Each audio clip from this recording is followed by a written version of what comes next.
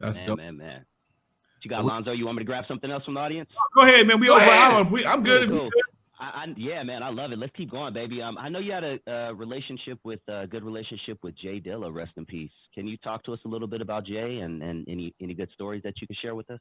Rest in peace to DILLA. My relationship wasn't that deep. I was just starting to get to know DILLA, and at that time, I didn't know he was sick. He was living out here in LA with Common, and through my man Dave, New York. That's how we hooked up at DILLA's wake when he later passed, and we really started to celebrate his life, because when I first signed the Aftermath, I was gonna bring DILLA on to do half of my album and then Dre the other, but I didn't know how sick he was, and so we was communicating mostly by phone, and then he passed. But we got to build on the phone a bit, and that was gonna be the move, and it didn't get to go through like that. And Slum his family. It's just a lot of sadness because DILLA died, Proof got killed. It was just back-to-back funerals. It was Forest Line out here for DILLA, and it was whatever cemetery for Proof out there in Detroit. So it was crazy, man. Yeah, rest in peace to DILLA. It get deep. It's like it's a lot of sadness, man. We lost a lot of brothers back then. Yeah, I feel you, man. And yeah. Proof looked out for you at the beginning and helped you pass out CDs. Yeah, he helped me pass out my demo on the set of a D12 video shoot. You know what I mean? That's how Peace Proof was. I forget who I was down there with, Wild Eyed, you know what I mean? Bushy tailed, as they say, bright eyed, and introduced me to Proof. And I had my Who I Gotta Kill to Get a Record Deal mixtape. And Proof was like, yo, let me help you, you know, because he's like, what the fuck do I got to do to get a record deal? I got to kill somebody. So it's the story behind that. But we snuck in after hours at Interscope and filmed like we was robbing an executive, making them give us a deal. But anyway, I have my mixtapes, you know, controversy. I have my mixtapes, and Proof grabbed them and brought me around the set and was introducing me to big artists and whatever on the set, helping me pass out my CDs. Okay. I never seen a man do that. So, man, rest in peace to Proof. That's another guy that helped. I'm sitting in the trailer with M. You know what I mean? My man Adam Favors. Shouts out to Adam Favors, Adam Blessings. I'm watching M shadow box in the mirror, getting ready for the video. You know what I mean? So as a young guy coming up, you're already in the place to be. Right. So it was great energy for me to be a part of stuff like that. What you doing now? Everything. I mean, you don't need music? Of course, I never stop. Okay. Yeah, I got something new coming this year.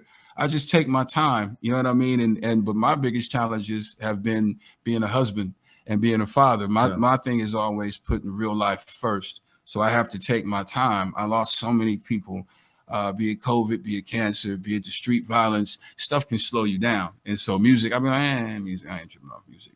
Right now I need to take care of home. You know what I mean? My mom had sort of like an aneurysm. It was it was some seriousness, slowed her down. It was a lot that just threw my mind somewhere else. Right. So I never stopped making music, but I pick and choose because I gotta be able to give my all. But I'm not gonna leave home if home ain't right. I'm not gonna get lost in this if my people are needing this and me. You know what I mean? I ain't gonna run. You know what I mean? You have to face things. You have to work on things. A lot of brothers in this business and in life run from what they need to fix and run from their responsibilities. You know, so that's where I be at. Home got to be right. Then we good with touring, doing all those things. But I got to make sure I'm the best father. I'm the best husband. I'm the best son. You know what I mean? Right. Message. But nah, that's why I mess with him. Yeah. You know. Man, I love that, dude. You know, I don't know, Bishop, if you could see the green screen behind you, but it says Hood Peace, which is something that Lonzo pushes very strong, and I push myself. In an interview you gave about a year ago, you said, and I quote, I may be a little bit off, but you said, the biggest message that I'm giving right now is unity in the streets. Can you elaborate on that? And before you do, thank you, Sodium Podcast, for the $19.99. Appreciate you very much. Can you elaborate on what you meant by that? Just trying to get people to not want to kill each other more, make people not want to fight each other more, have more empathy, have more treaties. If we can't call truces, we can agree on, can we stop killing for a little while? What is the motivations to bring people more together, to see that there needs to be more conversation? than us killing each other and decimating our own numbers and taking away the futures of our own babies, which extend ourselves. That's what it's really about. How can we use the music? How can we use the proceeds of it? How can we use the energy of it to redirect where our streets are? That's what it's always been for me. You know what I mean? And motivating people correctly. People have different motivations. Everybody not want to do it for the glory of God. Everybody might not want to do it for the culture, for X, Y, and Z. They might want to do it for a check. But if we can all arrive at the same outcome of making these streets better and seeing it better than how we found it, then there it is. We you know what I mean? That's what that means to me, you know? Real talk. That's real. Yeah, not no corny shit. That's not real. no, That's real. you know. That's what we talk about on this show a lot. So that fits right in with our mission. I know Lonzo has something to say about that. You know, I tell people all the time, I said, I got a dream. I'm like Martin Luther King. I got a dream that all street gangs put down the guns, stop killing each other, and become fraternities of the hood. Yeah. The Royal Order of Crips, the Royal Order of Bloods. Yeah. All you are is a street fraternity without the violence. If you change your mission statement, and your violent execution, you are street fraternities. Now your competition is to get more brothers walking across stages in college as opposed to walking across yards in state penitentiaries. Okay. That's a dream of mine, man. I know it sounds crazy today. 2013, January 3rd. I was like a goddamn fool. I know I do. You went back in time on it. 2023, January 3rd, 2023. I sound like a goddamn fool. I know I do.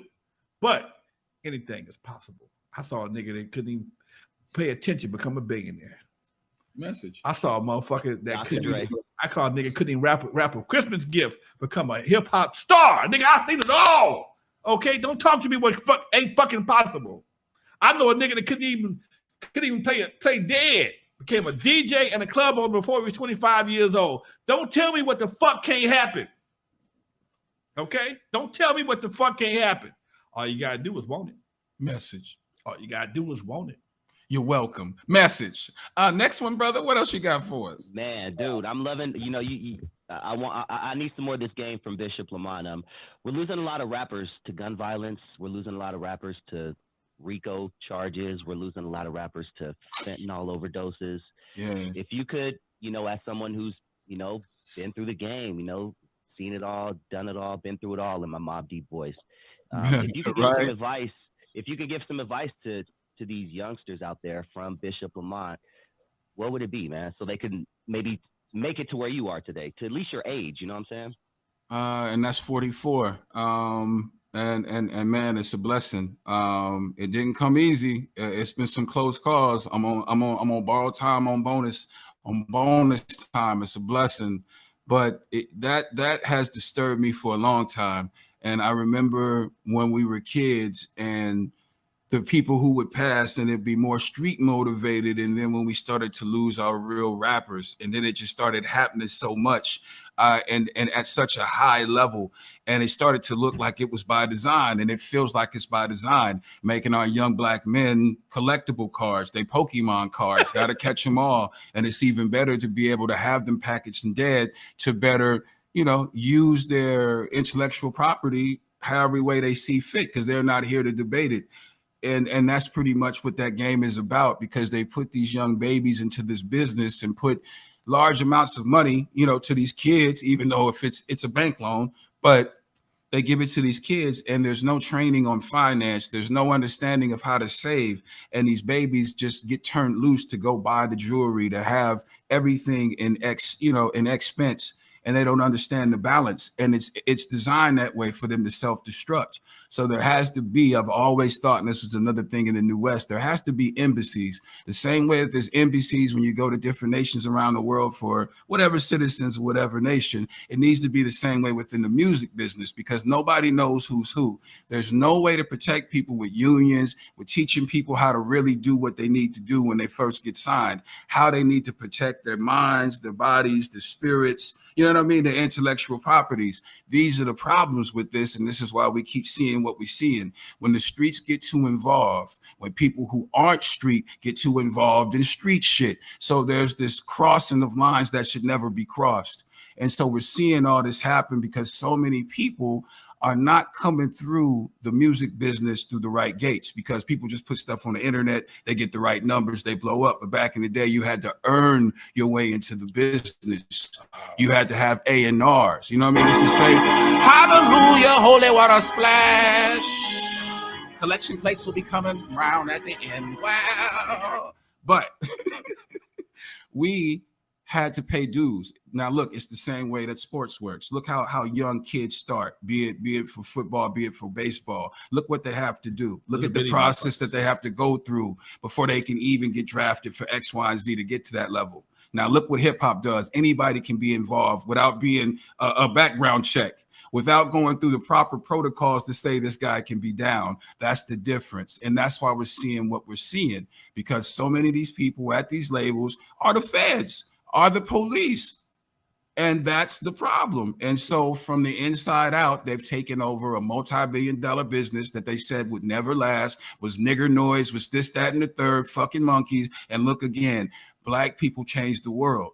And so that's why all this is going on in a nutshell. So the advice is understanding from what you've seen before. Everybody out there, since these babies now are so internet savvy or so technology savvy, do the history on all these rappers that have gotten killed. Look at the insides of it. Look where their assets are, who owns their masters. You know, there's always a trail. Follow the money, and then you'll see how these things are designed. So the thing for new artists to do is to be self-owners, is to be masters of self. You don't got to go to these labels no more. They sunken ships, they Titanics. They watch the numbers on the on whatever platform to see what they doing, then to figure out what they gonna buy. They want you to do all the hard work, and then they might give you a loan for you to go out there and hold yourself for them. There's no need for those things. If I had right now this stuff that's going on, y'all technology, and the click of a button, you can be direct consumer. Back then in 2005, 2004, I would have never signed to Dre. I would have kept it out the trunk because it would have been digital trunk. Back then, Hammer had to move it out the trunk. Indie people, we really had to go out the trunk, cross state lines. You know what I'm saying? Like whatever you had to do to get your things off. Now it's the click of a button. Your information can be in Dubai. Your information can be in China. Your music can be anywhere in the world. So why would I go ask somebody to help me put my dream around the world? And man, long-winded, but that's why that's going on. It's not being chaperoned and mentored correctly. Message. You see who was around Kobe. You see Mike Tyson had Customata. Keep going. But there were teachers, there were people in place to say, cut that shit out. We need to do, you know what I mean? Like, even though niggas hate A&Rs, there was a reason for having A&Rs to help the structure and let you know what you need to get. There were certain things that needed to be there for artists that ain't there no more. And it's a no holds barred. Oh, you got this many views. Oh, that shit, that crazy. Oh, it's on. And here, give people poison. That's it. Message. Wow. You know what? If I had a beard and a beanie on, I'd have said the same shit. Thank you. Okay.